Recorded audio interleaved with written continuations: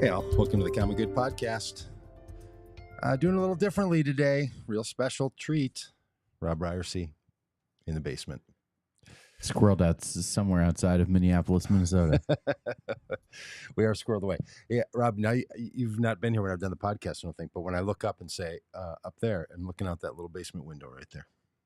Yeah, that's nice. It's overcast today in Minneapolis. Yeah, so overcast is going to be 82. All that. Rob and I just returned from being out and about the country. We were in Michigan, Wisconsin, and technically Indiana, Iowa, Minnesota. I think those are the places. Yeah, I think six states. 6 states. Because we drive around in our bus. And today the podcast can happen from here. Rob, any highlights from the trip? Anything that struck you? Doug, I learned a new word on the trip. And not just a new word, but learned about a whole new creature. The hodag. The hodag. Were you familiar with the hodag before the trip? I had heard about hodags, yes. This is a northern Wisconsin legend animal. Yeah. So we were in Rhinelander, Wisconsin, meeting with a congressional candidate named Kyle Kilborn, who's really a fantastic guy in Wisconsin's 7th Congressional District, and doing a little interview with him and asked him what Rhinelander was known for, and he said a hodag. Yeah, that was. And a what now? A what now? So apparently there's a mythical creature who lives in the woods, kind of scaly, big teeth. Yeah, well, it's a mythical creature, thing. so yeah, the description got very precise. But they were like all about it in Rhinelander. Like, there's outside of their city hall is a big statue, and you know they are like they're big into the hodag. Yeah, hodags. Yeah. That's my highlight. That was your highlight. I know. Yeah. And, I mean, just some great candidates. I mean, we talked about Kyle. We also did a little event with Rebecca Cook, who's running in Wisconsin's 3rd Congressional District. And Rebecca is just fantastic. She ran in 2022 and is back now in 2024. And I think that she's got a really great chance at flipping that seat and being the next congresswoman from Wisconsin. Yeah, fabulous candidate. I felt similarly, and also when we were in Michigan, it was interesting to talk to people running for the what's basically the county government there, the county commission. Mm-hmm. Lots of attention given to the county commission battles going on in West Michigan, and we were with some of those people that are running. It's wonderful. You're starting to feel, for people who care about politics, and we think anybody watching this probably does a little bit, and those of you listening to it might care a little bit.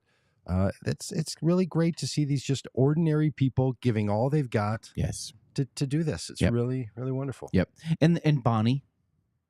We did meet Bonnie. If you haven't been on the Facebook page for Vote Common Good, or maybe our Instagram, you should go there and look and see Bonnie. Bonnie stumbled onto us by walking out of her apartment, and we were having a rally right across the street, saw our bus, started joyfully cheering. Yeah. Often you get people who are kind of loud and boisterous and interrupty. Yes. And they are anti what you're doing. It's a problem. Yeah. Yes. Bonnie was loud and boisterous and a little bit interrupty. But she was so excited about what we were doing.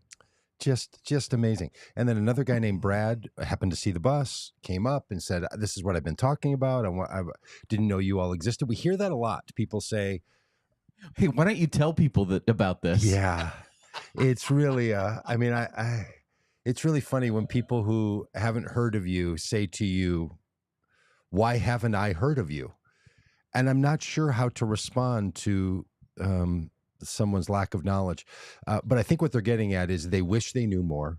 They wish it was more well-known. So do we.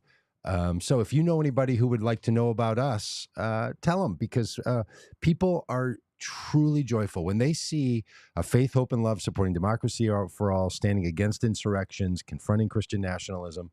People are like, that's what I'm talking about. Because there was another guy at our event in Wisconsin. I was out by one moment I was out there all alone with the bus. A car pulled up in the parking lot adjacent to where we were meeting. Mm-hmm. And this man starts yelling enthusiastically, "Yeah, my brother!" He's got his hand up, comes running toward the bus, stops and then says, "Oh, you're probably Democrats. I thought you were Jesus people." And we had a conversation about why he thinks that only Republican voting people would be Christians, and why only Christians would only be Republican leaning, which is the whole reason we're out and about. Exactly. And we hear it over and over. In fact, 2 weeks ago, a person in a parking lot pulled up, and just as I was getting in the bus, and he said, "Oh, I'm so glad to see your bus. That's so exciting. But when I first saw it, I thought, oh, there those people are again." Yep. And then my wife said, "Oh, no, they're the good guys." That's right. Now, I don't care for the good guys and bad guys language and all that, right? But I see what he's getting at. Everyone who sees a bus that has politics with Vote Common Good logo and then faith, hope, and love, they immediately conclude that it's going to be people who are Republican leaning, and that's why we exist. That's part of what we're doing out there and what we're up to. Yeah, as we were cruising down, I think it was Route 80, making our way back to Minneapolis yesterday, we did have just one encounter with someone who, had a gesture for us, just a strong, bold, middle finger coming out the window. Salute, sure. Yeah. Coming out the window at us, and it was funny because then we got talking about like what would set somebody up, what content on our bus would, is it voting that you're against? Yeah. Is it the common good that you're against? Is it faith, hope, love, democracy for all? Yeah. You're against that. You're pro-insurrection. You're pro-Christian nationalism. I'm like, what are we the people is on our bus? Are you There's are a you lot of against words, that? a lot of words on our bus. We have like a whole novel on the bus. Yeah, it just was. It's so interesting to see that kind of response because it's just it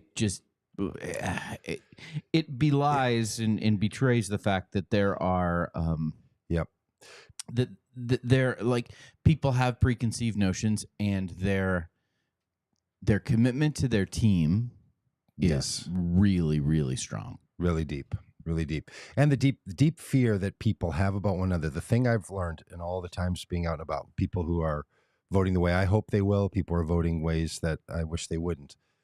They tend to think people who differ from them are people who want to also harm the country. Yeah. Yes. That's a big difference. It's not just people saying we differ. I run the iPhone operating system. You run an Android. You run a Linux. It's not like that. It's Linux. They're the libertarians. They're libertarians. Totally. Hasn't moved at all since the first idea because nobody could agree on the thing you're supposed to do. It's people saying, you're a toxic chemical and I am flowers in the garden. Yeah. I want to, and I use some of this language. I want to save democracy and you want to destroy the country.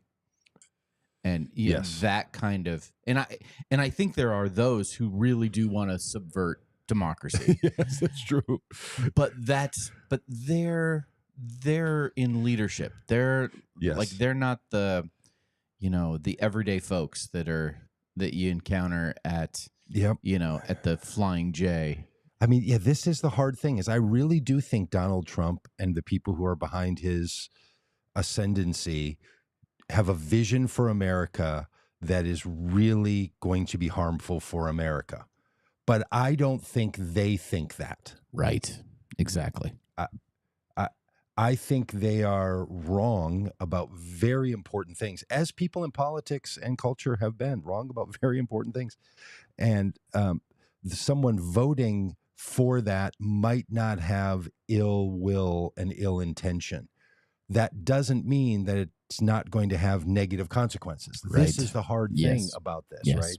Is that we recognize, and when I'm not just talking about like, well, if we have a marginal tax rate increase or decrease, that's going to be that's right. That's a different that's a different level than you want to create a context in which people feel profoundly unsafe in this country. Yeah, it is. It's we have moved far beyond the like Steve Forbes debates about flat taxes. Ben Carson's 10-10-10. Remember that? 10-10-220? Wasn't he the 10-10-10 guy? He used to talk a lot about taxes and a lot about Social Security. Then Donald Trump came on the scene and he started talking about villainizing people different from you being afraid of one another, Yep. wanting to an invasion at the border. How did he put it at that rally? Oh, yeah, I remember. I would like to punch them in the face. A presidential candidate in front of a crowd said about an American in the crowd, yes, I would like to punch them in the face. Right. And for me, if there were any other reasons why someone is demonstrating themselves to not be suitable for a position of public trust, it is the desire to punch other Americans in the face. Yeah. Yeah. I think that's it. He is not qualified to be president for so many reasons. You know, we're going to launch our His Words Matter campaign again this fall, which put pictures of Jesus, quotes from Jesus on one side and quotes from Donald Trump on the other side, just so people kind of, you know, if they're wanting to conflate the godliness of Trump. And I don't think last time we had the turn the other cheek and the I want to punch them in the face. Did we have that one? We had to turn the other cheek. I can't remember what was on the other side of it. Well, we'll have to yell up the stairs to Tim and see if he remembers. See if he remembers. Well, Tim, if you're watching in the chat, throw it Tim, in who is our designer and works with us, is right upstairs. Hey, listen, Doug. I mean, we are mere days away, less than a month away from the Republican National Convention. The Republican National Convention that will take place in a horrible city. The horrible city. A lovely city of Milwaukee, Wisconsin. Actually is a lovely city. I remember I had gotten my food memories mixed up. I thought that Milwaukee was known for the Juicy Lucy, but it's actually Minneapolis. Yeah, Minneapolis. I remember now the meal, the thing that I ate in Milwaukee that it was a brat, but it was a brat burger. It was like really? Yeah. It's kind of strange. Anyways. Like they took the brat ingredient and turned it into a burger shape and put it on a flat bun rather than a sliced bun? Yeah. Wow. Risky. Yeah, I know. Well, they do wild things in Milwaukee. It's such a horrible city. I had this dream in the weeks leading up to the Republican National Convention. The thing that I really would love to see is I would love to see a revival of The Apprentice. Yeah. Remember the Apprentice would, Donald Trump's really amazing game show that he hosted and, used racial slurs during. Yeah.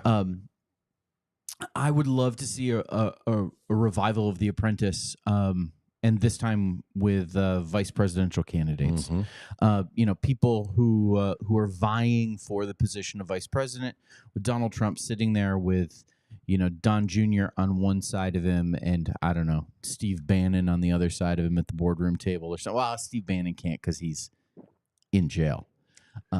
That's right. He probably won't be available. He will be. Is he reported for prison? I believe he's on his way. Alex Jones probably needs to make some money now. Maybe he could join Donald Trump because he's it's almost as if like legal things go against these guys. So, anyways, I would love to see a series of tasks. By the cadre of vice presidential wannabes.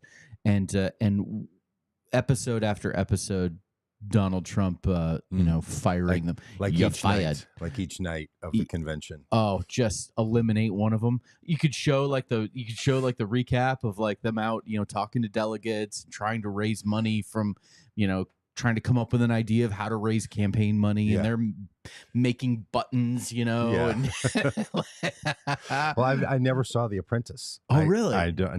No. I despise the man continuously in my life, so I've never seen it.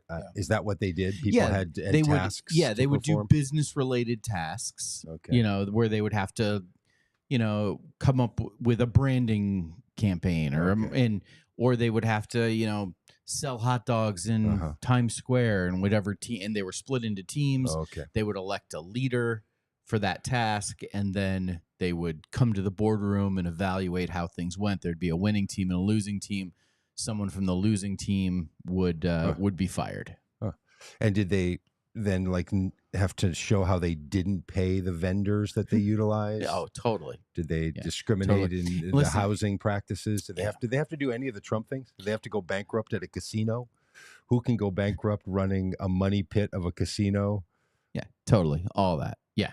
None of that was in there. Yeah, I would love to see it though. And we could have, just a series of tasks and get down to where we're finally down to the final two, and then Donald Trump, announces the winner and they walk out on the stage. Ivanka. You think he's going to go with Ivanka? You think he's going to go with his own daughter? A Trump ticket? Trump. He would like to. I bet he would. I mean, why not? Why not go with Ivanka? All right. Okay. So let's. She's going to be my pick. I don't know. We want to roll down your list or my list? Well, yeah, we're gonna make some predictions here on who we think the vice presidential pick is going to be for Donald Trump. That I want to refer to as a co-conspirator in the 2025 Project 2025 plan. Who's the chief conspirator to do the things that Donald Trump has said he wants to do? The kinds of things. Wants to jail his political opponents, wants to be a dictator in function just for a day or two until he solves problems, wants to commit international He didn't say he wanted to be a dictator. He said he wanted to be a dictator for a day. Yeah, well, however long. However long.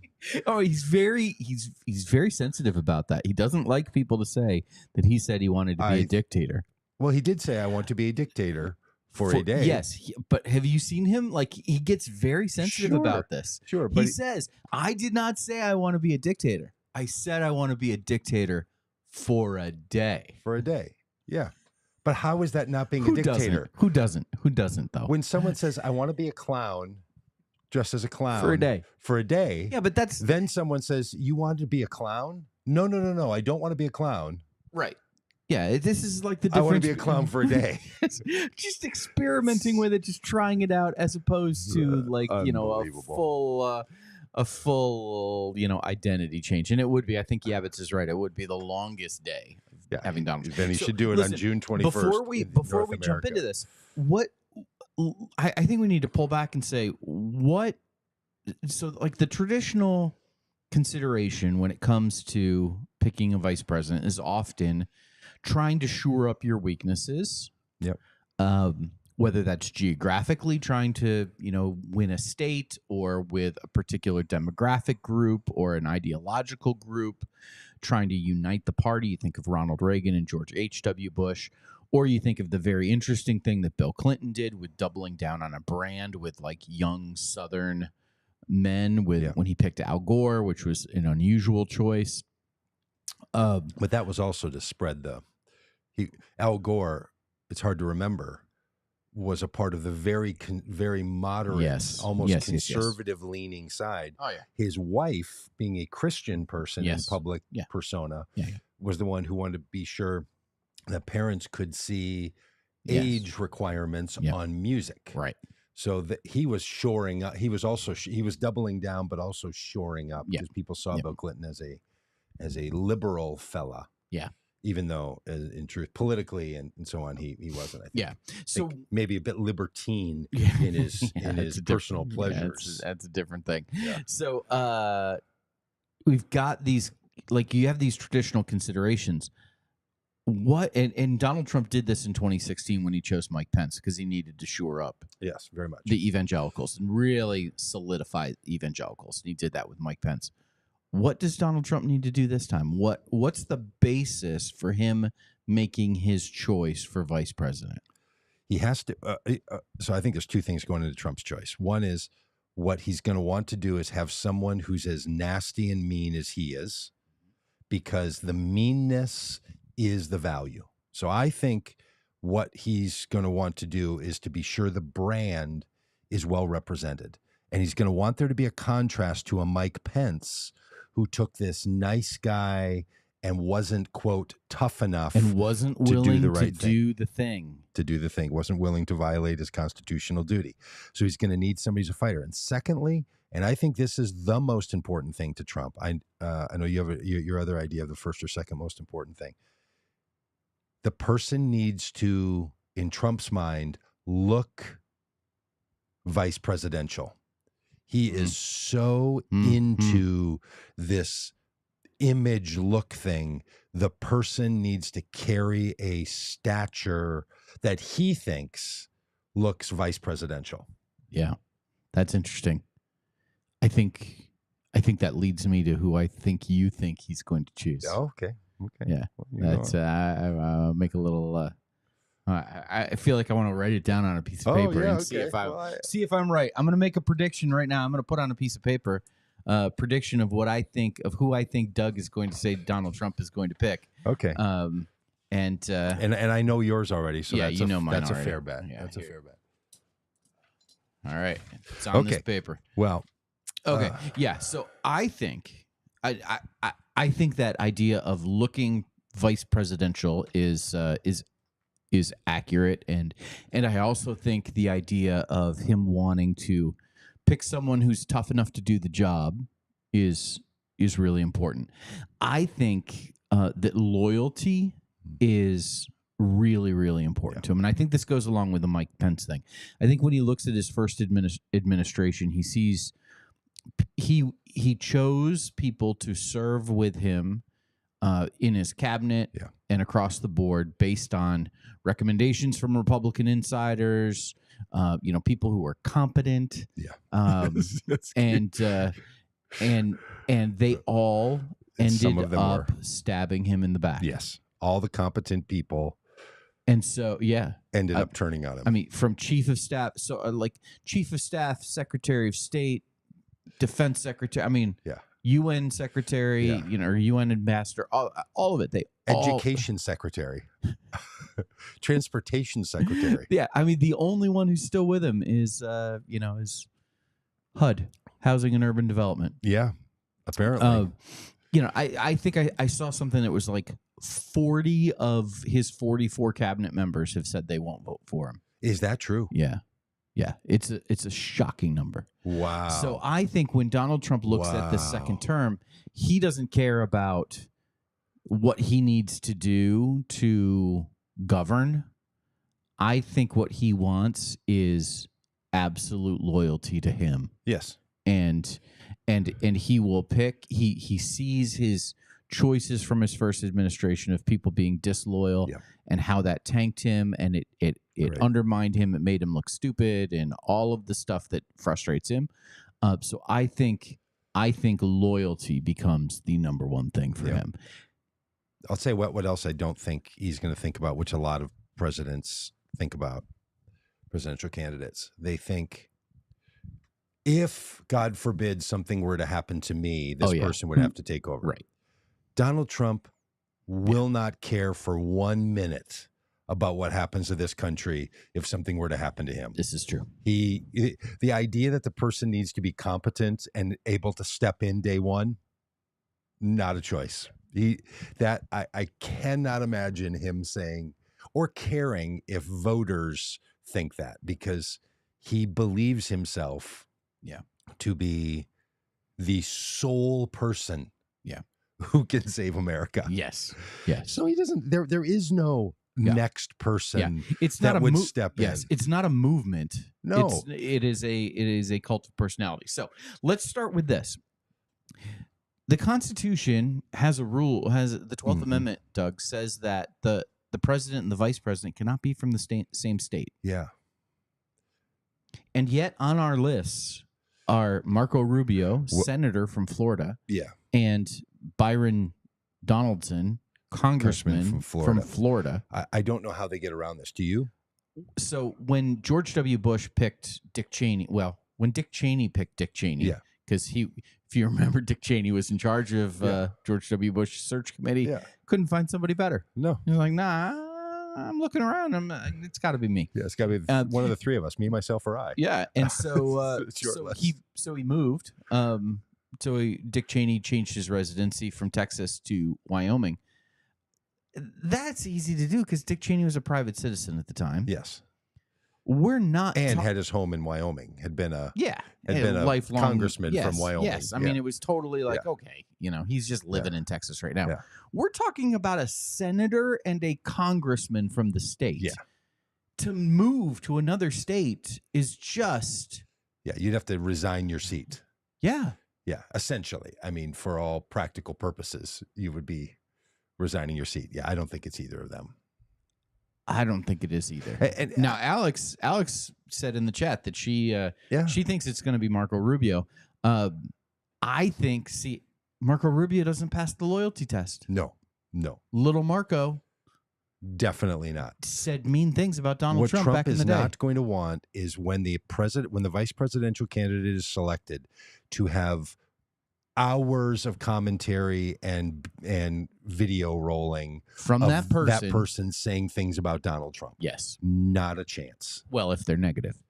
Yes, that's right. Yeah, not a chance that they're gonna do that. Now, this list you're referring to is this very common list that's out and about. I'm looking at Forbes. I don't know where you got yours. I saw it also on Politico. It's like the top 8 people. Yeah. I'll just go on the record here of saying it's not going to be any of these 8 people in my view. Okay. Hit us with the 8. Ooh, I don't think they're even reasonable choices. One is the newly elected senator from Ohio, J.D. Vance. You don't think it's J.D.? No, I do not think it's J.D. When Vance. I think, when you were saying, oh, is that who you wrote on the sheet of paper there? J.D. Vance. When you said mean and looks vice presidential. Yeah. You wrote JD. I wrote JD. You wrote JD. Yeah. I wrote JD. I definitely. I don't think JD Vance. He's not ready for prime time. I don't. Here's what it gets to. Alex stepped into this a bit in the chat. Donald Trump doesn't want to pick someone who can outshine him. Oh, interesting. JD Vance is the kind of person that people would get excited about. Now, I don't get excited about JD Vance. Yeah. But there's I hear you. If JD Vance were announced, there'd be people pining for like, ooh. Why can't he? Why can't he? Why? Donald Trump is going to pick someone who's That's interesting. JD Vance. If there's one thing JD Vance has cared about, it's JD Vance. On brand. On brand, right? JD Vance, in his business career, in his writing career, in his political career, he has been about JD Vance. JD Vance is not going to, he might be loyal and mean, but he's not going to step back. He hasn't always, I don't think it's JD Vance because he hasn't always been loyal. No, he was a critic of Donald Trump. He was a critic. And so I think that's why I don't think he will be chosen. I thought he was going to be your choice. Yeah, no. Okay. The other one on this list is Senator Marco Rubio from Florida. Nope. I think for the reasons we've mentioned. The next on this list, and this is ridiculous, Doug Burgum, who you don't even know who that is because he's the former governor from North Dakota. From a Dakota. Now, here's the case for Doug Burgum. Okay. He's rich. Yes. And as a vice presidential candidate could pump a lot of money into the campaign. Yes, that's right. This is why Robert Kennedy Jr. chose his vice presidential candidate, who now I cannot remember her name. Remember who that is. It was purely because she's rich. Yeah. And she could fund the campaign. And she wanted to. And she, I wonder if Doug Burgum fits that category. Well, Doug Burgum, according to Forbes here, is worth $100 million. Oh, well, that's not rich enough. That's not rich enough. That's you know what that is. That's rich, not wealthy. You want to be wealthy. Trump is rich, not wealthy. The wealthy people, like their wealth is constantly driving and has been around. And these guys are just rich. But no, I agree. If of the list of someone that Trump could pick, it could be Doug Burgum. I do think that's a possibility. But I don't think it's going to be Doug Burgum. I don't think there's a good reason for it not to be Doug Burgum. Other than no one knows who he is. Nobody knows who he gains Trump nothing.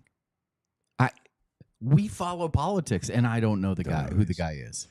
Next on the list, against number 4, is Tim Scott, the senator from South Carolina. Tim Scott seems to be the leader in the clubhouse right now. Yeah. I could see it being Tim Scott if Donald Trump needs to shore up the evangelicals, because Tim Scott in the evangelical world carries a lot of sway. People might not know that. They don't know anything about Tim Scott. And some people are shocked by that because they believe that the evangelicals are only white evangelicals. But Tim Scott plays a role that could be quite powerful. He's not going to pick him, partially because I don't think he likes how he sounds. I don't think Donald Trump likes his actual...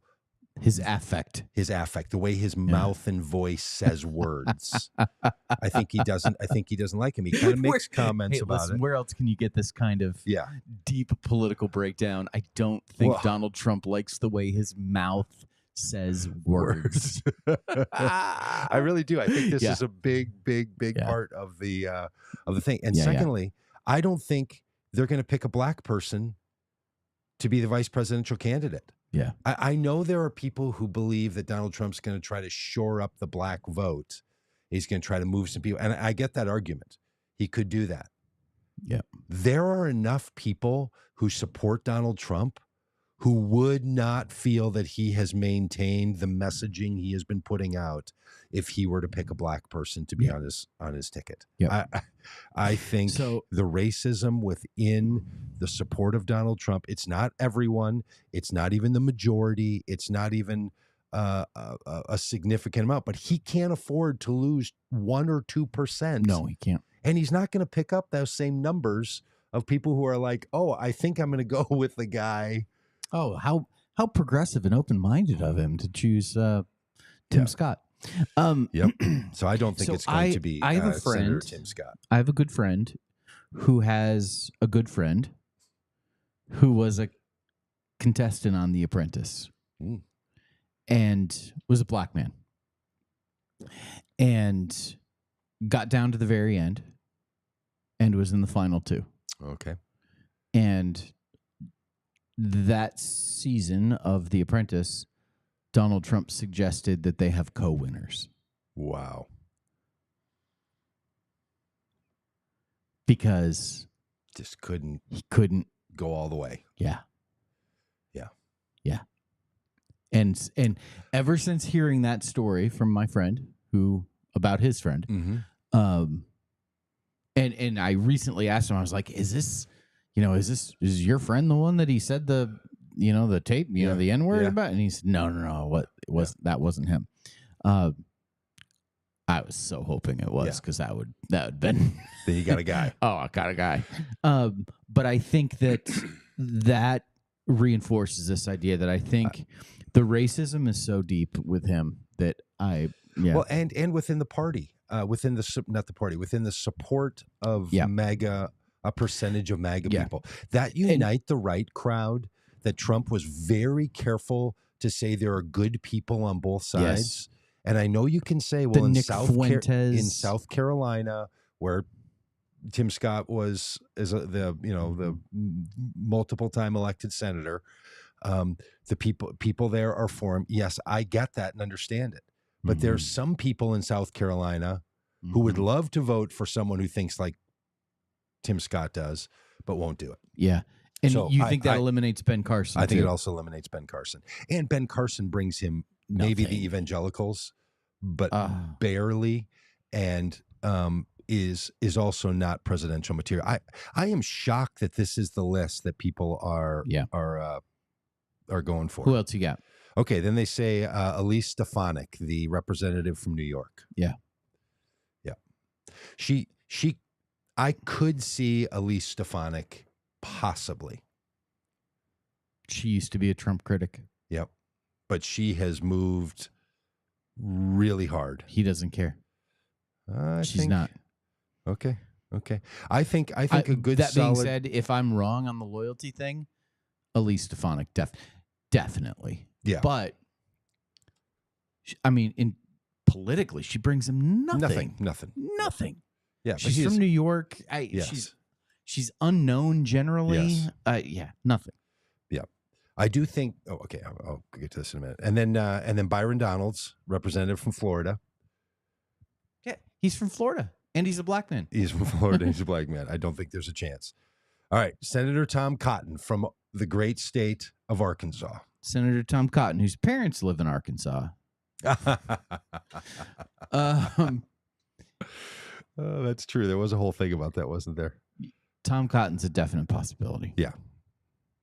Definite possibility. Yep. Tom Cotton is a definite possibility. I think he might have evangelical cred, right? Is he an evangelical cred guy?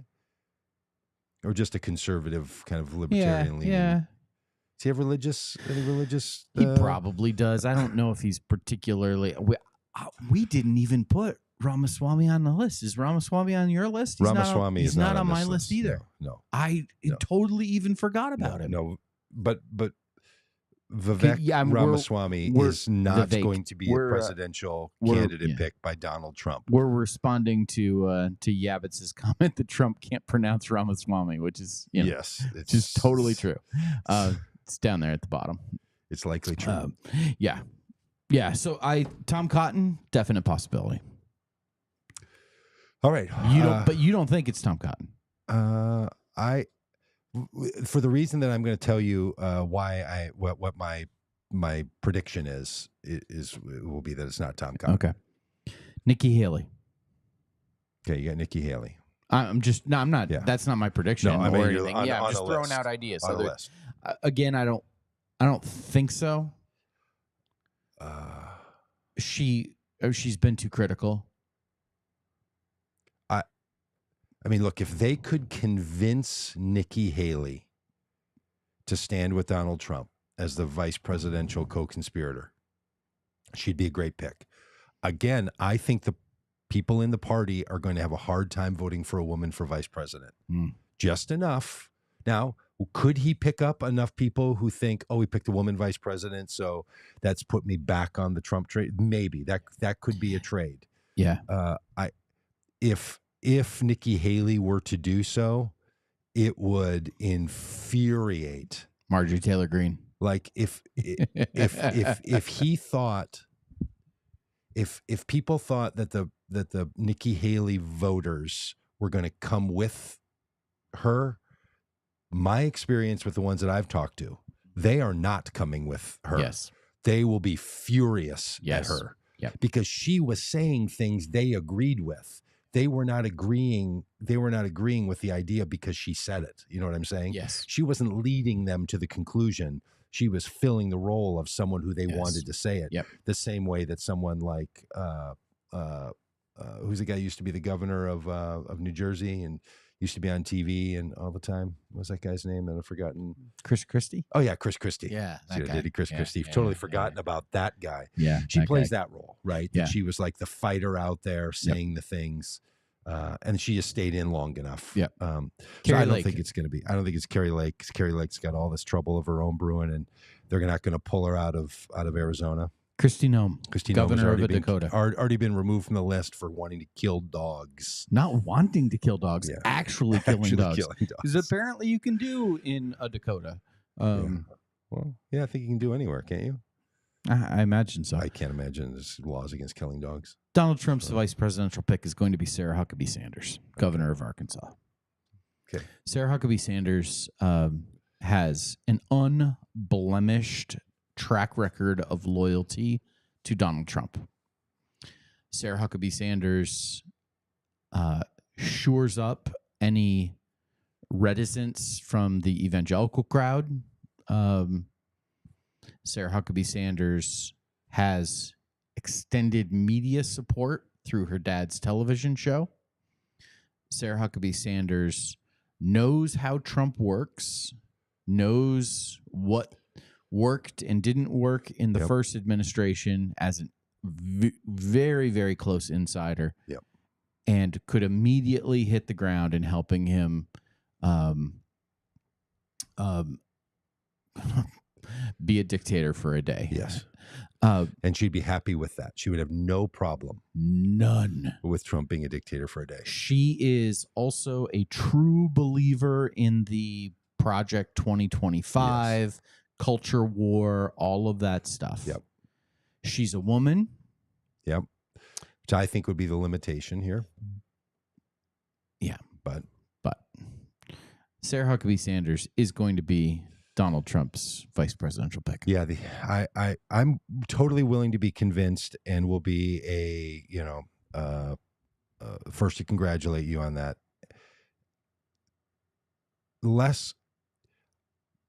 the issue of a woman, I think, is a problem for this party, for the MAGA party. Yeah. I think they could get over that with Sarah Huckabee Sanders. The thing I think that will keep Trump from getting over it is, does she look presidential? Is he happy with her affect? This guy, he picked Rick, the guy who was the Secretary of State from Exxon. Oh yeah. The guy who said he's a fucking idiot. That guy. Yeah. He picked him because he looked the part. Trump says it all the time. And I think the thing that's he may be convinced to go with her, but what's going to eat at him is, does she look vice presidential? And some of that for Trump is being a woman. Yeah. But some of it is her affect. Yeah. Does she look the part? I think she does. She totally looks the part. But not. I don't think. Fred's son thinks so. Probably a lot of folks don't pay daily attention to Sarah Huckabee Sanders. Yes, that's probably true, including her children. Living in the state of Arkansas, I can tell you this. How does she come across? Well, she's terrible at governing. Like she's really bad at the job. Okay, shockingly bad at the job. Yeah. Not just. This isn't a critique of the policy. This is just competence. Yep. She fits the incompetent thing that we, that's part of the Trump brand. In terms of, I don't know how to say this. She appears to be undergoing a bit of a physical transformation. Oh, okay. Starting to look more presidential, vice presidential. It seems like she's attempting to. Okay. I don't know. I don't think there's anything wrong with her. I don't think there's anything wrong with the way she looks at all. I think Trump thinks there is. Yeah. He used to say stuff about that when she was the press secretary. Yeah. He's a terrible person on this stuff. Yes, he is. Yes. Yeah. If he were to pick, that is the only hesitation I have in suggesting her, is that he doesn't think she's attractive enough. Yes. And he would want someone he thinks is McEnany or whatever her name was, the one that took over for her. Remember the press secretary that took over after her? Yeah. McElhaney, McEnany. I mean, this is why he wants that kind of look for a person. Yeah, but I mean, Kristi Noem getting new teeth, and all it's. Oh my goodness, why? This man. Yeah. But that being said, loyalty is the most important thing to Donald Trump. Yep. And everyone on this list. Yep. Sarah Huckabee Sanders is the most loyal public figure to Donald Trump in the country, bar none. Yeah. I think short of his children. Yeah. She is the most loyal. All right. So I have a short list of people that I think it could be. Yeah. Those we mentioned, okay, perhaps. I think Mike Pompeo comes out of the weeds. He's been gone. Wow. He's stayed quiet. He's big with the evangelicals. He's changed his physical appearance quite a bit. Tell folks who Mike Pompeo is. Mike Pompeo used to be the Secretary of State and was a congressman and is a true believer. And I think pulling Mike Pompeo back out. So I think it could be a Mike Pompeo. Oh, I'm so hoping you go with Mark Meadows as the second choice. I hadn't thought about that, but Mark Meadows would be. He also has the luck. Yep. I was only partially joking at the start that Trump picks a family member.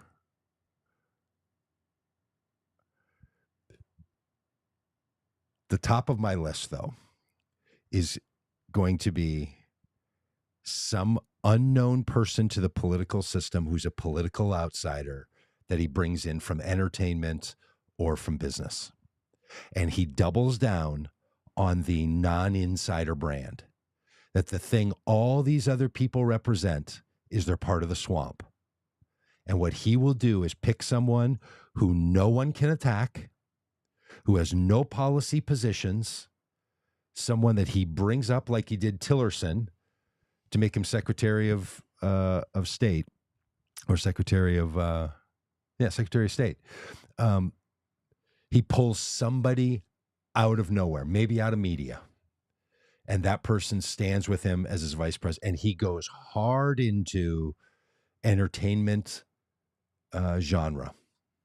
Maybe it's somebody off of Fox News, because he doesn't need the person to give policy. Tucker Carlson. Could be a Tucker Carlson. This is where I think Trump is going. And all the rest of this is going to be trying to convince the system that he's going to play by the typical rules of who he's going to pick. And I think he's going to go outside the system altogether. I actually think it's going to be a family member, because I think to his mind, a Trump ticket is the greatest thing he could imagine. Now, Don Jr. lives in Florida, I think, but he could move. Oh, he could move easily. Ivanka might still live in New York. I don't know where her actual residency is. Ivanka and Jared have been very, very quiet since they got the $2 billion from the Saudis. Yes. Since they started, became part of the Saudi family as well as the Trump family. Barron's not old enough. Yes, that's true. Barron's not old enough. And he's too tall. He could pick Ivanka, or he could pick Melania. He could pick his wife. And we go full on House of Cards here. Jared? No. Oh, you're saying could he pick Jared? Yeah. Yeah, maybe he could pick Jared. I mean, yeah. But a Trump Kushner ticket is, I just think the only reason Trump would, the two things he could double down on. Trump. Is the name brand Trump and the outsider to politics. Everyone else. So which of his children does he pick? Well, I mean, is it Eric, who seems a bit more competent? Yeah. Don Jr., who loves the political circuit and would love to just stand back there and Trump thinks he looks great. I mean, he loves his own image more than anything. Yeah. Ivanka seems the most competent, but she also has pulled away. Yeah. Tiffany, can you imagine? I think Tiffany, well, I don't know if she changed her name, but she did recently get married, I've heard. I want to. I'm going to start the draft Tiffany campaign. I think Tiffany Trump should be vice president. Well, I don't know. What do you think about this? So I have two theories here. One is somebody outside the system altogether, and the other is a family member. I think the family member thing is so bizarre. That it would end him. You think so? Oh, yeah. You don't think people would just be like, this is the family I love more than any family I could love in politics? I think the 30% of folks that are already totally in would love it, and it would be another one of those inflection points where he would lose 5 to 7% of his support. Okay. Because people would just be like, oh, come on. Okay. Yeah. I mean, I would love that. It would. Yeah, I take your point. Yeah. I think it would be so bizarre. My guess is there's no chance that has not been a conversation amongst totally. I think the outsider thing is interesting. Yeah. I think Tucker Carlson's a real possibility. Mm-hmm. Though he's not the blank slate that you kind of were describing. The problem with Tucker is people then will be talking about Tucker Carlson. Yeah. He needs to pick somebody who folks are going to get excited. Someone is going to get sort of, oh, wow, look at that. But they're not going to take away. There's no ideas that person has that are better than Trump's ideas. Yep. He will not tolerate that again. He's not going to tolerate a brand delusion, dissolving. I think the idea of it being someone like a Rex Tillerson who's kind of you knew it all along, didn't you? No, I didn't. Okay. You said Tillerson earlier, and then I remembered. Get to it. I think someone like that who would be a blank slate that people could project on. They go, oh, there's competency here. Oh, or a general or something like this. I think that's a real interesting idea. I think he's going outside politics because he'll look around and think everybody else has looked down on me. Everybody else has built their career there. I need people who've built their career the way I have. That's what I want.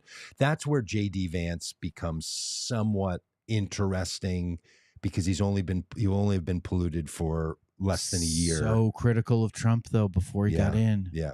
So critical. But then he moved hardcore. Yeah, but there's audio and video of him saying things about Trump. Yeah. Trump's not going to like it. So he goes for somebody else. He goes for a non-politician. Anyway, that's my pick. I mean, that's easy, right? Well, not really. I mean, I've gone a category. Yeah, so I mean, I can't name the person, but I think that's the way it's going. That's interesting. That's very, very interesting. Well, I think that wraps it up for today then. Trump. What else do we have in the comments here? Anything? Usually we get some good morning VCG. Rodney Govins for Congress. Hey, Rodney. Love it. I'm hoping that's Rodney. Yeah. Mike Flynn? Oh, somebody suggest Mike Flynn? Yeah. Antonia suggested Mike Flynn. Okay, yeah, Mike Flynn's an interesting character. If he wants just double down on the criminal brand, double down on the insurrection. I want to. Yes. I'll vote for the felon. Yeah. Can Mike Flynn? He can be elected. Sure. I was just double checking. Youngkin from Virginia, who I thought was going to actually be the Republican nominee for president. Yeah. Trump had a meeting with him apparently a week ago or something like this. Youngkin has not been a true Trump supporter. Right. And Youngkin is the moderate type, which I get the argument could get you. Again, my bias is he doesn't want anybody that's bringing a bunch of policy, a bunch of...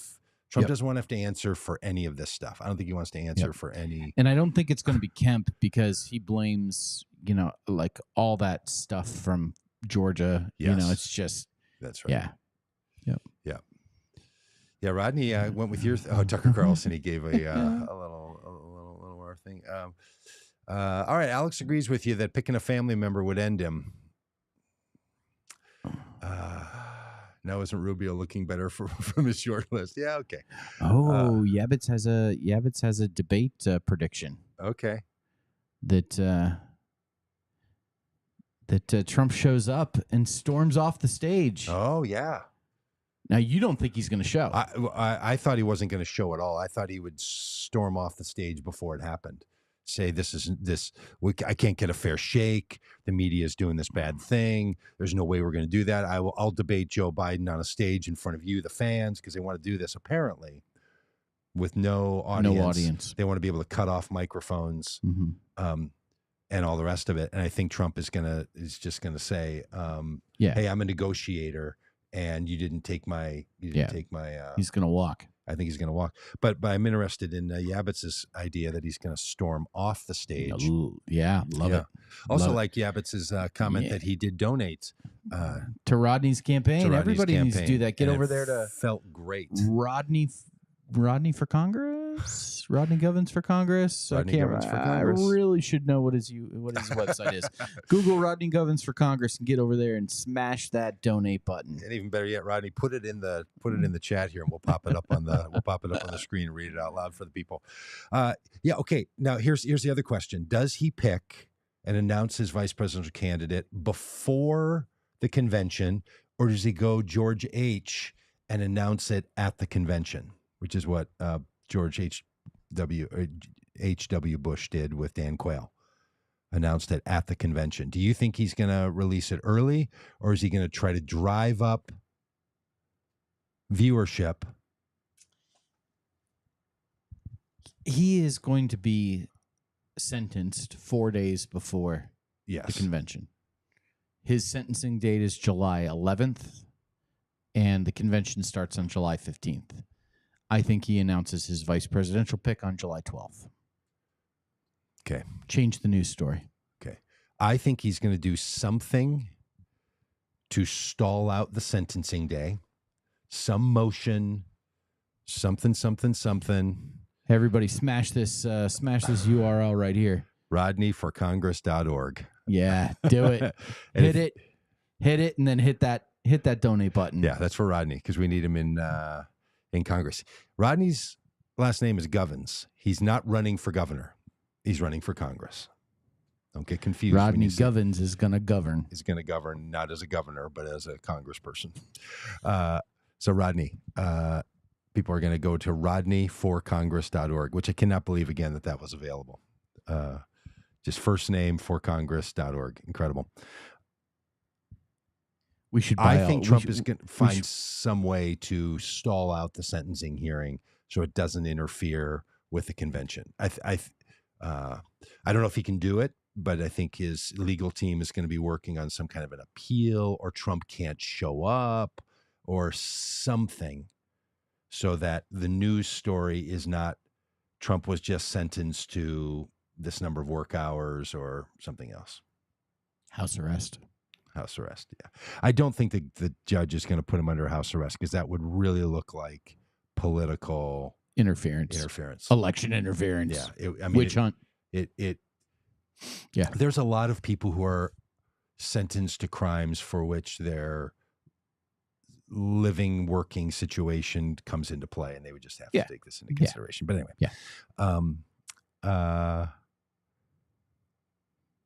I think he's going to announce it Thursday night at the convention. I think he's going to find a way to do big fanfare to try to drive up news or media coverage of the convention. Yeah. And I think he'll use it to try to change the news cycle. Yeah. Talking about his sentencing. Yeah. So he'll announce it on my sister's birthday. I could wonder if he knows that. I think he's going to trust that the convention starting on the subsequent days will get there. Okay. Yep. And we have to caveat all of this with, Doug, you and I have been wrong about every Donald Trump prediction we've ever made. Yeah, every single one. I wouldn't listen to me about anything. The one thing I'm pretty sure of is it's not going to be somebody outside the political system, because there's no chance I'm right now. Many predictions have been wrong. But I do feel pretty good about this one. I think that's how it's going to go. I think he'll wait. This is my guess. He waits. It's somebody outside of politics. He announces it Thursday night at the convention. That's my total package pick. My package pick is it's Sarah Huckabee Sanders, announced on July 12th. Okay, there we go. There we go. We're getting specific here. Could he be sentenced to jail time but allowed to serve it after the election? Absolutely. That kind of stuff happens all the time. Yeah.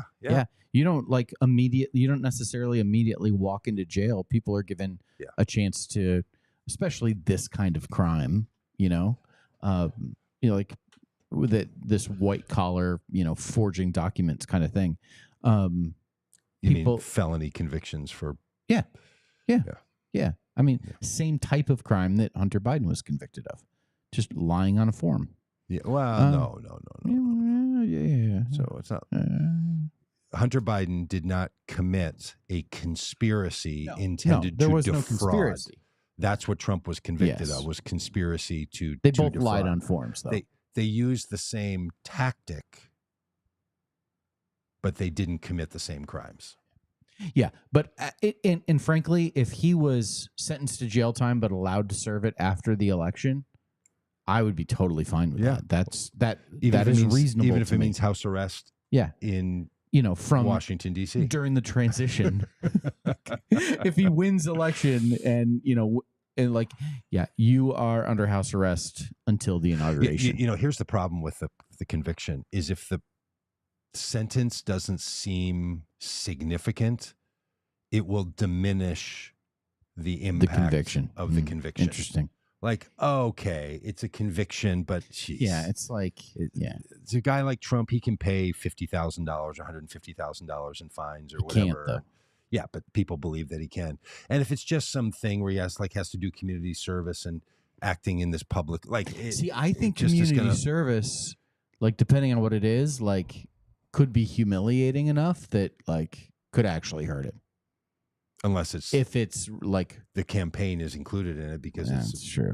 Yeah, I don't know. We're wrong about Donald Trump so often, and we got to kind of head to the airport pretty soon. Even more so, what people shouldn't have to do is think about what the criminal sentence on 34 felony charges means for the presidential candidate. This is shouldn't have to think about that. Yep.